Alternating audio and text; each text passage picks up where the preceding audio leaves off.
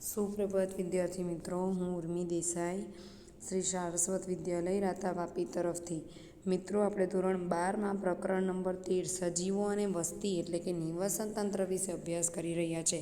જેમાં આપણે નિવસન તંત્રના ઘટકો, જૈવિક અજૈવિક ઘટકો અને જે તે વસ્તીના લક્ષણો, વસ્તીનું કદ, વસ્તી ગીચતા, વસ્તી વૃદ્ધિનો દર, વસ્તી વૃદ્ધિના દરના નમૂનાઓ, ચરઘાતાંકીય વૃદ્ધિ અને સંભાવ્ય વૃદ્ધિ વિશે વાતો કરી ગયા. હવે આપણે જોઈશું કે જે તે વૃદ્ધિ અથવા તો જે તે સજીવોની વસ્તી છે એ વસ્તી અક્ષાંશને અનુસરીને કઈ રીતે પોતાની વૃદ્ધિ દર્શાવે છે. અને જે તે સજીવોની વસ્તી છે, આપણે બધા જાણીએ છીએ કે આપણે બધા સજીવો એકબીજા સાથે સંકળાયેલા છે. આપણે બધા પાસે આંતર સંબંધો એટલે કે એક સજીવ બીજા સજીવ સાથે કોઈક ને કોઈક કારણથી સંકળાયેલું છે, જેને આંતર સંબંધો કહીશું. તો એનો પણ આપણે આજે અભ્યાસ શરૂ કરીશું. તો ચાલો જોઈએ સૌથી પહેલાં કે જીવન વૃત્તાંત વિવિધતાઓ, લાઈફ હિસ્ટ્રી વેરિએશન, કે જીવનને લગતી બધી અલગ અલગ વિવિધતાઓ કઈ રીતે જે તે વસ્તીનો સમૂહ છે અથવા તો જે તે સજીવ છે એ દર્શાવે છે. વસ્તી જે નિવાસસ્થાનમાં રહે છે તે પોતાની મહત્તમ પ્રજનન યોગ્યતા, જેને ડાર્વિનની યોગ્યતા પણ કહેવામાં આવે છે, યોગ્યતમની પસંદગી, એવું પ્રકરણ 7માં આપણે જોયેલું કે જે તે સજીવોનો વસ્તી સમૂહ હોય એ જે તે નિવાસસ્થાનમાં કેમ રહી શકે, તો કે એ ત્યાં પ્રજનન કરી શકે એટલે. અને જે સજીવ પોતાના નિવાસસ્થાનમાં પ્રજનન કરી શકે તેને યોગ્યતમની ચિરંજીવિતા, એવો કંઈક શબ્દ આપણે પ્રકરણ 7 ઉદ્વિકાસમાં જોયો હતો. અને તે માટે તે સજીવ વિકસિત હોય છે.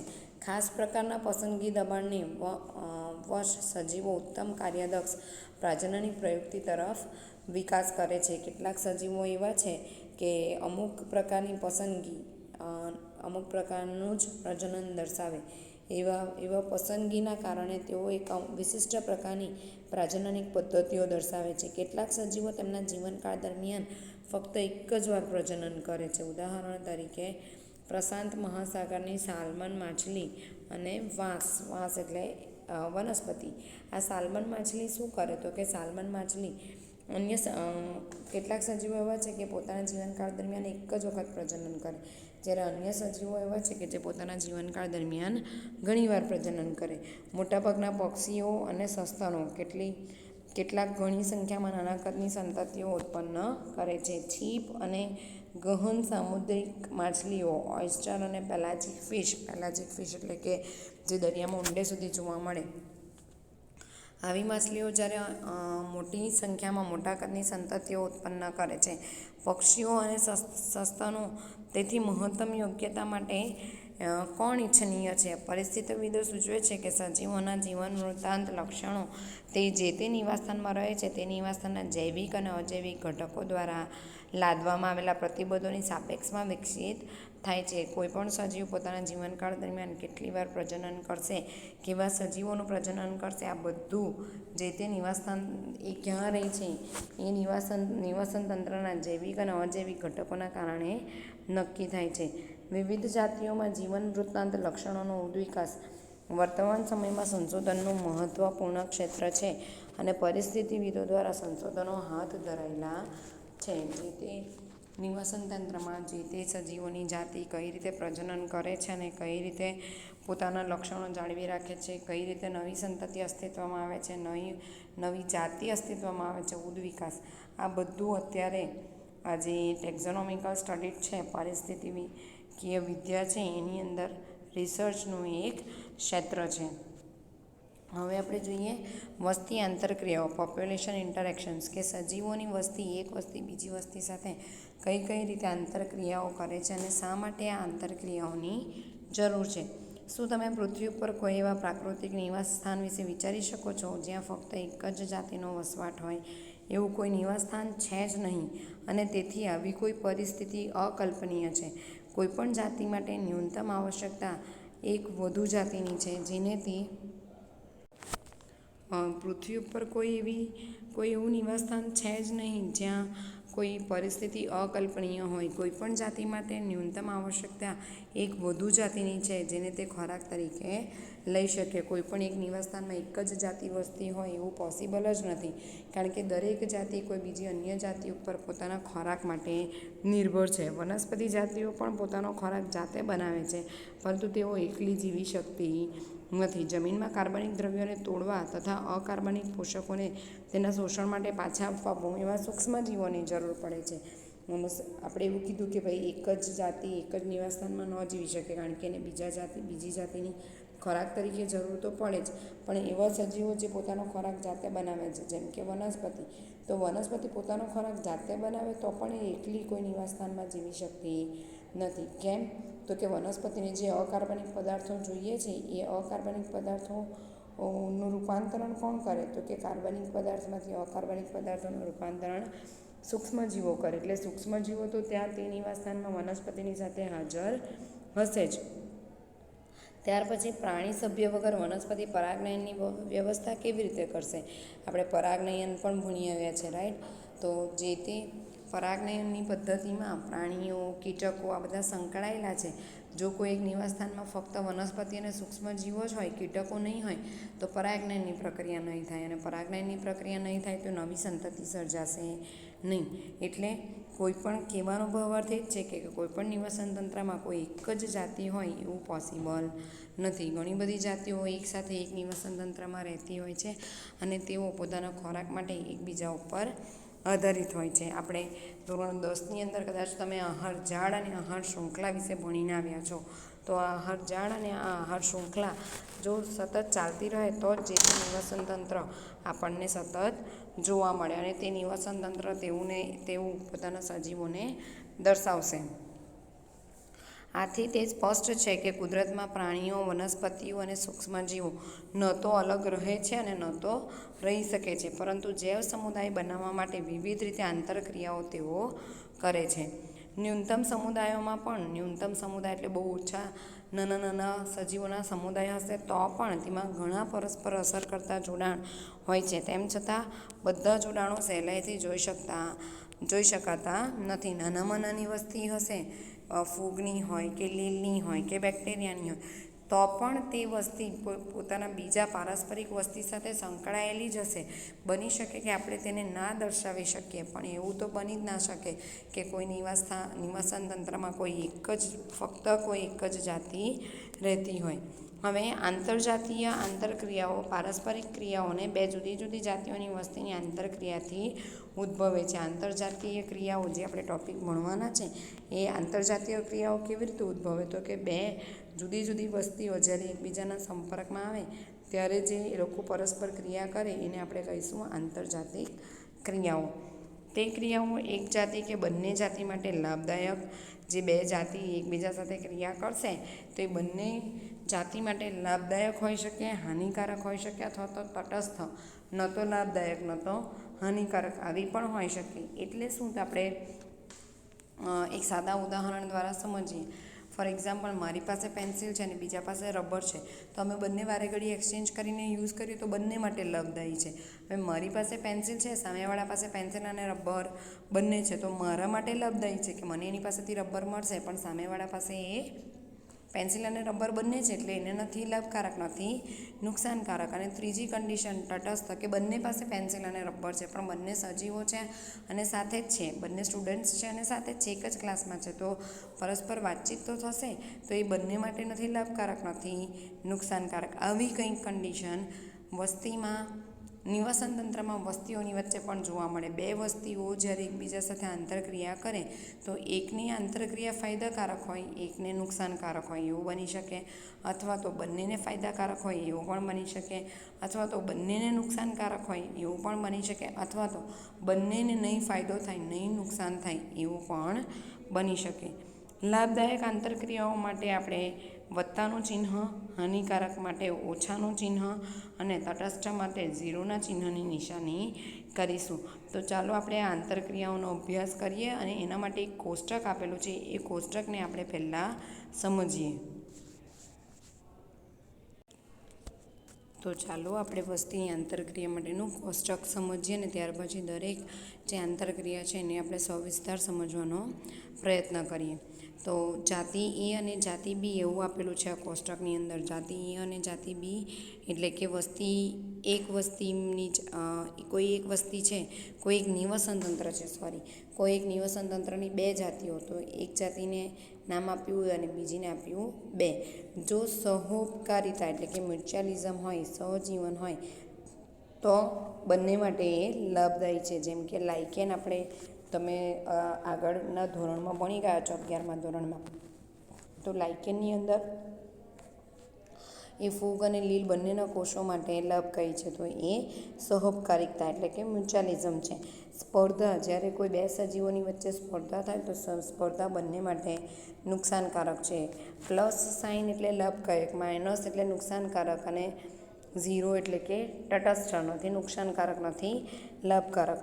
ત્રીજું છે પરભક્ષણ. પરભક્ષણ એટલે કે કોઈ એક સજીવ બીજા સજીવને ખાય છે, તો જે ખાય છે એના માટે લાભકારી અને જે ખવાઈ જાય છે એના માટે એ નુકસાનકારક. પરોપજીવન, કોઈ એક સજીવ બીજા સજીવની ઉપર અથવા તો શરીરની અંદર રહે છે, તો એક માટે ફાયદાકારક, એક માટે નુકસાનકારક.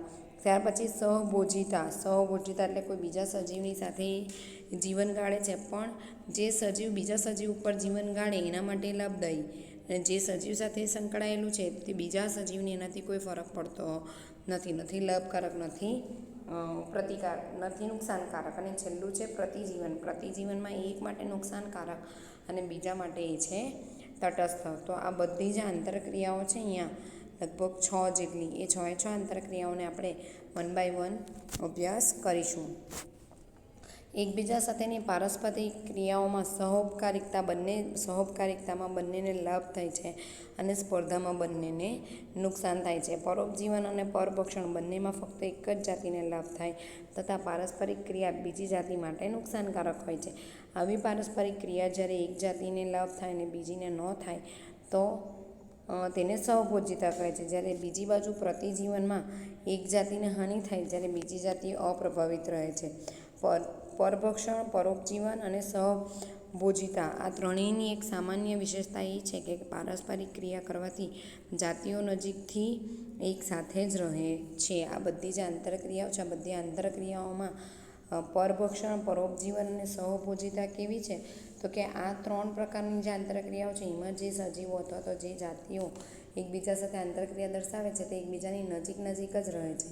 હવે આપણે જોઈએ સૌથી પહેલું પરભક્ષણ એટલે કે પ્રિડેશન. પરભક્ષણ એટલે કે બીજા સજીવનો ખોરાક તરીકે ઉપયોગ, જેમાં ઘણા બધા ઉદાહરણ આપેલા છે. આપણે વારાફરતી ઉદાહરણો જોઈશું એટલે તમને ક્લિયર થશે, સમજાશે. સૌથી પહેલું છે પરભક્ષણ. જો કોઈ સમુદાયમાં વનસ્પતિઓને ખાવા માટે પ્રાણી જ ન હોય તો સ્વયંપોષી સજીવો દ્વારા સ્થાપન કરવામાં આવેલી બધી ઉર્જાનો શું થાય? સ્વયંપોષી સજીવો એટલે કે વનસ્પતિઓ. વનસ્પતિ શું કરે? સૌર ઉર્જાનું રાસાયણિક ઉર્જામાં રૂપાંતરણ કરે. તો સૌથી સામાન્ય ઉદાહરણ પ્રાણીઓનું વનસ્પતિ ઉપર આધાર રાખવો છે કે જો પ્રાણીઓ જ નહીં હોય ભક્ષણ કરવા માટે વનસ્પતિનું, તો વનસ્પતિ આ બધી સૌર ઉર્જાને રાસાયણિક ઉર્જામાં રૂપાંતરણ કરીને કરશે શું? એટલે પરભક્ષણને તમે પ્રકૃતિની એવી રીત વિચારી શકો છો કે જે વનસ્પતિઓ દ્વારા સ્થાપિત કરવામાં આવેલી ઉર્જા ઉચ્ચ પોષક સ્તરોએ સ્થાનાંતરિત કરે છે. પરભક્ષણ એટલે કે આહાર જાળ અને આહાર શૃંખલા. એક સજીવ બીજા સજીવને ખાય છે, એટલે કે વનસ્પતિને તૃણાહારી ખાય, તૃણાહારીને માંસાહારી ખાય, માંસાહારીને મિશ્રાહારી ખાય. તો વનસ્પતિએ જે સૌર ઉર્જાનું રાસાયણિક ઉર્જામાં રૂપાંતરણ કર્યું એ વનસ્પતિમાંથી પ્રથમ કક્ષાના સજીવો, પ્રથમથી દ્વિતીય કક્ષાના, દ્વિતીયથી તૃતીય કક્ષાના સજીવો, એમ બધી કક્ષાઓમાં ઉર્જાનું વહન થશે. એટલે પરભક્ષણ એ ઉર્જાના વહન માટેની એક સામાન્ય આંતરક્રિયા છે એવું આપણે કહી શકીએ.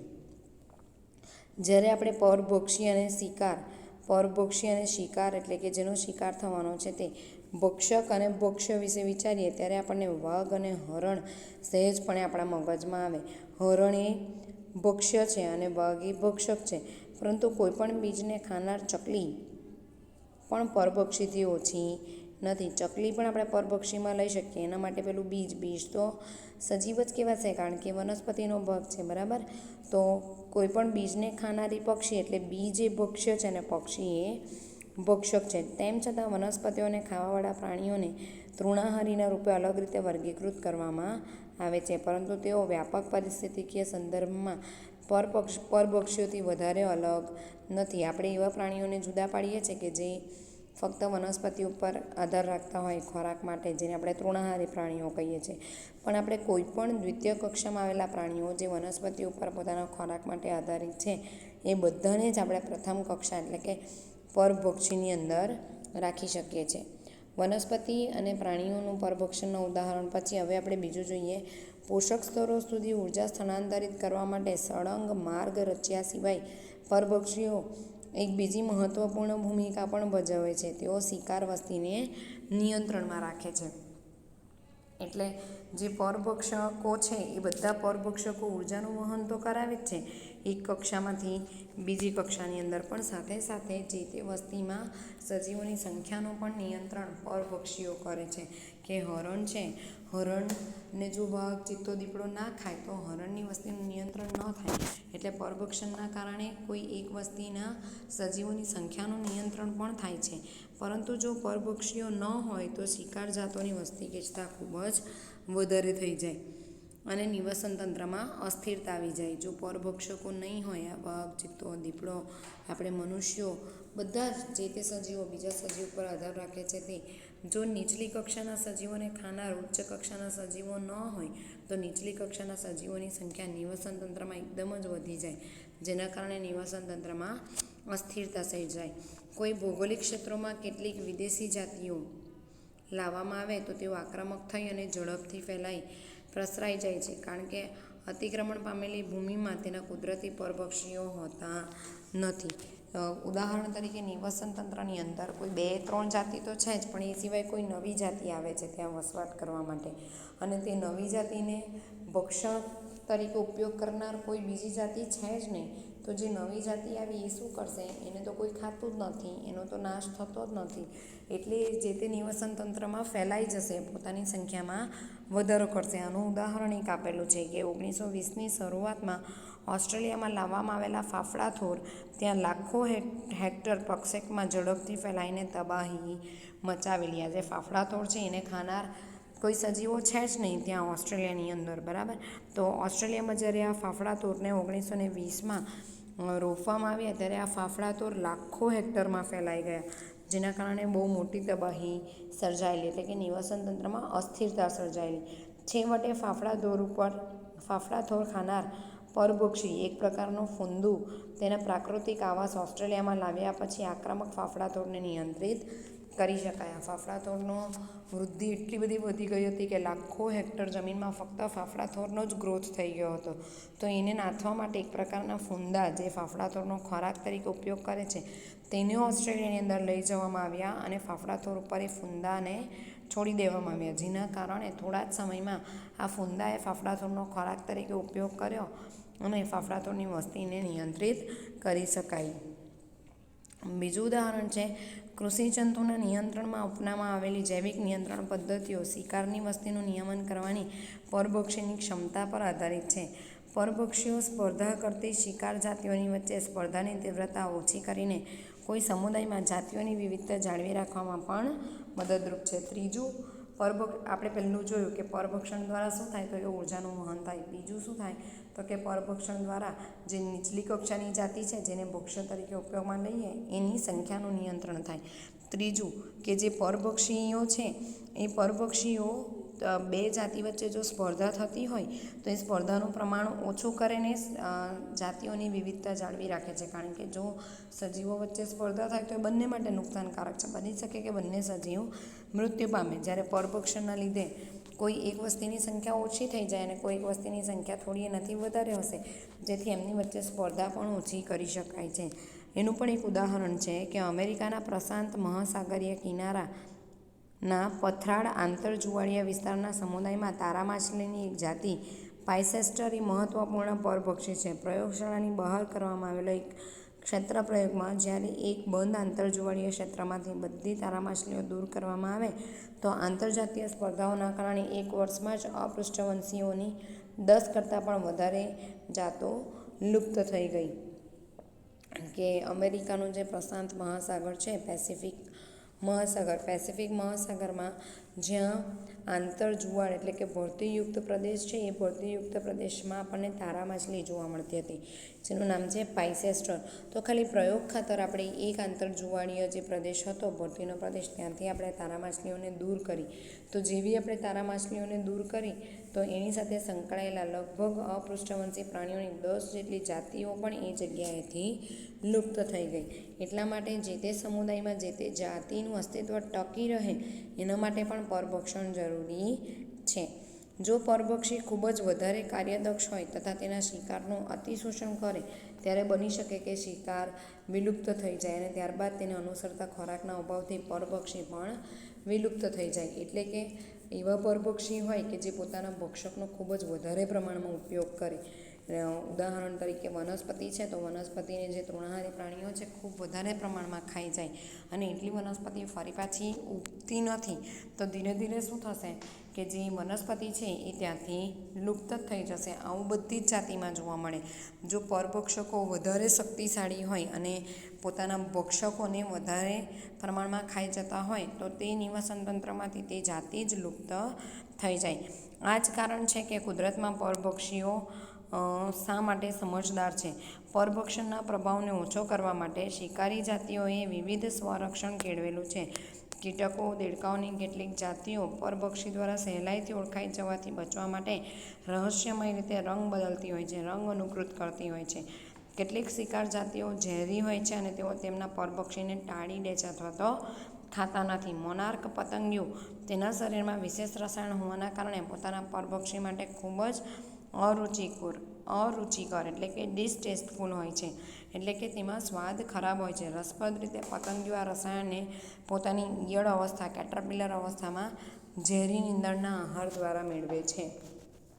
આ બધા ઉદાહરણો છે કે જો પરભક્ષકો પોતાના શિકારને વધુ પ્રમાણમાં ખાઈ જાય તો એ શિકારની જે જાતો છે એ નાશ પામે નિવસન તંત્રમાંથી. એટલે એ જાતો શું કરે તો કે પોતાની અંદર પોતાના ભક્ષકોથી બચવા માટે પોતાના ભક્ષ્યથી બચવા માટે કંઈક ને કંઈક અનુકૂલન દર્શાવે. જેમાં એક ઉદાહરણ છે દેડકા અને કીટકોનું. દેડકા અને કીટકો શું કરે તો કે પોતાના પરભક્ષકોથી બચવા માટે પોતાનો રંગ બદલી શકે શરીરનો. બીજું ઉદાહરણ છે પતંગિયાનું, કે કેટલાક પતંગિયા એવા છે મોનાર્ચ નામના પતંગિયા શું કરે તો કે એને કોઈ ફ્રોગ કે ગાર્ડન લિઝર્ડ એ લોકો ખાતા નથી. દેડકા છે, સાપ છે, જલ્દી મોનાર્ચ પતંગિયાને નથી ખાતા, કારણ કે મોનાર્ચ પતંગિયાનો સ્વાદ જ નથી, એ અરુચિકર છે. અને બીજું કે એ એવા રસાયણો ધરાવે છે જે એના ભક્ષક માટે હાનિકારક છે. એટલે મોનાર્ચ પતંગિયું આવા રસાયણો મેળવે ક્યાંથી તો કે જ્યારે મોનાર્ચ પતંગિયાનો વિકાસ થાય છે, એટલે કે જ્યારે એની કેટરપિલર અવસ્થામાં હોય ત્યારે જે તે વનસ્પતિ ઉપર જે નીંદણનાશકો હોય એ નીંદણનાશકોમાંથી આ મોનાર્ચ પતંગિયું આવા રસાયણો મેળવે છે. હજી બીજા પરભક્ષણના ઉદાહરણમાં વનસ્પતિઓ માટે તૃણાહારી પ્રાણીઓ પરભક્ષી છે. કુલ કીટકોના લગભગ 25% જેટલા કીટકો વનસ્પતિભક્ષી છે. તેઓ વનસ્પતિઓના રસ અને વનસ્પતિના અન્ય ભાગનો ખોરાક તરીકે ઉપયોગ કરે છે. વનસ્પતિઓ માટે આ સમસ્યા ખાસ કરીને ગંભીર છે, કારણ કે તેઓ તેઓના પરભક્ષીઓથી દૂર ભાગી શકતા નથી જેવું પ્રાણીઓ કરી શકે છે. કે વનસ્પતિને તૃણાહારી ખાય, કીટકો ખાય, પણ વનસ્પતિની સંખ્યા ઓછી થતી હોય તો વનસ્પતિને જ્યારે પરભક્ષકો ખાવા આવે ત્યારે વનસ્પતિ એક જગ્યાએથી બીજી જગ્યાએ જઈ શકતી નથી, જેના માટે વનસ્પતિ પોતાની અંદર બાહ્યરચનાકીય અને રાસાયણિકીય ક્રિયાવિધિ દર્શાવે છે. રક્ષણનું સૌથી સામાન્ય સાધન છે કાંટા. વનસ્પતિ એક જગ્યાએથી બીજી જગ્યાએ જઈ શકતી નથી એટલે શું કરે, પોતાની ઉપર કાંટા ધરાવે, જેના કારણે એના પરભક્ષકો ખાઈ શકે નહીં. આહાર કે પાચનને તે અવરોધે, તેમના પ્રજનનને ભંગ કરે, તેમને મારી પણ નાખે. તમે ખેડાણ લાયક ન હોય તેવા ખેતરોમાં નીંદણ સ્વરૂપે ઉગેલો આંકડો જોયો હશે. આ આંકડો ખૂબ જ ઝેરી પદાર્થ ઉત્પન્ન કરે છે, જે હૃદયને ઉત્તેજિત કરતું ગ્લાયકોસાઇડ રસાયણ ઉત્પન્ન કરે છે, જેના કારણે આપણે જોઈએ કે આંકડા નામની વનસ્પતિને ક્યારેય પણ પશુઓ કે બકરીઓ ખાતા નથી. રાસાયણિક પદાર્થોની વ્યાપક વિવિધતા જે આપણે વનસ્પતિઓમાંથી વ્યાપારિક ધોરણે નિષ્કર્ષિત કરીએ છીએ, જેમ કે નિકોટીન, કેફીટીન, સ્ટ્રિકનાઇન તેવી વનસ્પતિઓ દ્વારા ઓપિયમ દ્વારા ઉત્પન્ન થાય છે. અને વાસ્તવમાં આ રસાયણો ચરતા પ્રાણીઓથી બચવા માટેનું સ્વરક્ષણ છે કે પરભક્ષકોની સામે વનસ્પતિ કેવી રીતે પોતાને બચાવી શકે. તો કે વનસ્પતિ તો એક જગ્યાએથી બીજી જગ્યાએ જઈ જ નથી શકતી, એટલે પોતાના રક્ષણ માટે પોતાની ઉપર કાંટાનો ઉદ્ભવ કરે અથવા તો પોતાના રાસાયણિક ક્રિયા દ્વારા પોતાની અંદર એવા રસાયણો ઉત્પન્ન કરે, જે રસાયણો જે એના ભક્ષકો છે એટલે કે તૃણાહારી પ્રાણીઓ છે એમાં ઝેરી અસરો ઉત્પન્ન કરે, જેથી કરીને તૃણાહારી પ્રાણીઓ એ વનસ્પતિને ખાશે નહીં. તો મિત્રો આપણે પરભક્ષણની અંદર ઘણા બધા ઉદાહરણો જોયા. આપણે ફરી પાછી વાત કરીએ પરભક્ષણની, તો એ ઉદાહરણમાં વનસ્પતિઓને ખાનાર તૃણાહારી પ્રાણીઓ, તો એ તૃણાહારી પ્રાણીઓ પરભક્ષણ છે. અને તૃણાહારીને માંસાહારી ખાશે, માંસાહારીને મિશ્રાહારી ખાશે. એટલે પરભક્ષણ એ ઉર્જાનો વહન કરાવવા માટે જવાબદાર છે. બીજું, પરભક્ષણના કારણે જે તે જાતિની વસ્તી નિયંત્રિત રહે છે, એની સંખ્યા નિયંત્રિત રહે છે. કે નાના કક્ષાના સજીવો છે એને ઉચ્ચ કક્ષાના સજીવો ખાશે એટલે નાના કક્ષાના સજીવોની વસ્તી નિયંત્રિત રહેશે, એની સંખ્યા નિયંત્રિત રહેશે. ત્યાર પછી બીજું ઉદાહરણ, એમાં જ એક ઉદાહરણ છે કે ઓસ્ટ્રેલિયાની અંદર પેલા ફાફડાથોર બહુ મોટા લાખો હેક્ટરમાં પ્રસરી ગયેલા, કારણ કે એને ખાનાર કોઈ પ્રાણીઓ નહોતા ત્યાં. તો આપણે ઓસ્ટ્રેલિયાની જે ગવર્મેન્ટ હશે એણે ત્યાં ફૂંદાનો છંટકાવ કર્યો, અને આ ફૂંદા એવા હતા જે ફાફડાથોરને ખાઈ શકતા હતા, જેના કારણે ફાફડાથોરની જે જાતિ છે નિયંત્રણમાં આવી ગઈ. બીજું ઉદાહરણ અમેરિકન પ્રશાંત મહાસાગરનું છે કે જ્યાં ભરતીવાળા પ્રદેશમાં પાઇસ્ટર નામની આપણને તારા માછલી જોવા મળતી હતી. આ તારા માછલીને જો આપણે ત્યાંથી હટાવી દઈએ તો તેની સાથે સાથે 10 જેટલી અપૃષ્ઠવંશી જાતિઓ પણ લુપ્ત થઈ ગઈ. ત્યાર પછીનું ઉદાહરણ છે કે પરભક્ષીઓથી બચવા માટે જે ભક્ષકો છે એ પણ નવી નવી પદ્ધતિઓ અપનાવે, જેમ કે કીટકો અને દેડકાઓ પોતાનો રંગ બદલી શકે, મોનાર્ક નામનો પતંગિયો પોતાની અંદર ઝેરી રસાયણો ઉત્પન્ન કરે, વનસ્પતિઓ પ્રાણીઓથી બચવા માટે પોતાની સંખ્યા જાળવી રહેવા માટે કીટકો ઉત્પન્ન કરે, અથવા તો પોતાની દેહધાર્મિક અને રાસાયણિક ક્રિયાઓ દ્વારા એવા રસાયણો ઉત્પન્ન કરે જે વનસ્પતિ પ્રાણીઓ ખાય તો પ્રાણીઓની અંદર અલગ અલગ આડઅસરો જોવા મળે. તો મિત્રો આજે આપણે જીવન વૃત્તાંતના આધારે વનસ્પતિ કે વસ્તીની અંદર ભિન્નતા જોઈ, અને વસ્તીની આંતરક્રિયાઓમાં આપણે સૌથી પહેલાં અભ્યાસ કર્યો પરભક્ષણનો. હજી આપણે ઘણી બધી આંતરક્રિયાઓ ભણવાની બાકી છે, જે આપણે નેક્સ્ટ વિડીયો લેક્ચરની અંદર જોઈશું. ત્યાં સુધી મિત્રો વિડીયો સાંભળતા રહેજો, પ્રકરણ વાંચતા રહેજો. જય શ્રી કૃષ્ણ.